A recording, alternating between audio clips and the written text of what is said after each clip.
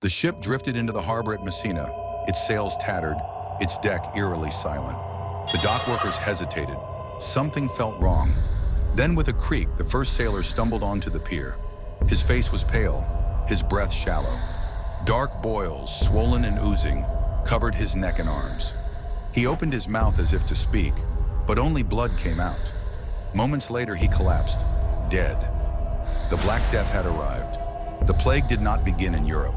It was born thousands of miles away, deep in the steppes of Central Asia, where it lurked among the rats and fleas that thrived in Mongol camps and bustling trade towns.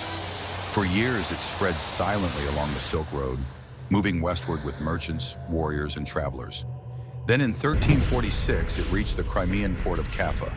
A Mongol army, locked in a siege against the Genoese traders inside, began dying in the thousands. Desperate and enraged, the Mongols reportedly catapulted their plague-ridden dead over the city walls, unleashing an invisible enemy upon their foes.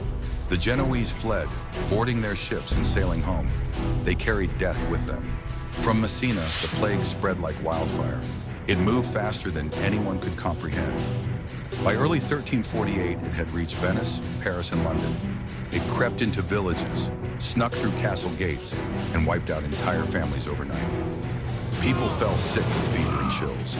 Soon, black swellings, buboes, erupted under their arms and at their groins. Some victims coughed up blood, their lungs rotting from within. Others died so suddenly they collapsed in the streets. No one was safe. The doctors were powerless.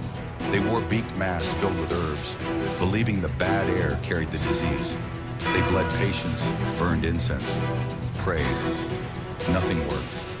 The church bells rang constantly, marking the endless deaths. In some towns, the grave diggers themselves succumbed, leaving corpses to rot in the streets. Some believed it was God's wrath, others blamed witches and Jews. Violence erupted, cities burned, but the plague did not care. It kept moving, swallowing Europe whole. By 1351, it was over. The Black Death had killed as many as 50 million people, nearly half of Europe. Fields lay empty. Castles stood abandoned. The world was never the same again. Yet from the ashes of destruction came change. The labor shortage gave peasants new power, shaking the old feudal order. The church, weakened and discredited, lost its iron grip on society. And in the silence that followed the screams, a new age dawned, the Renaissance.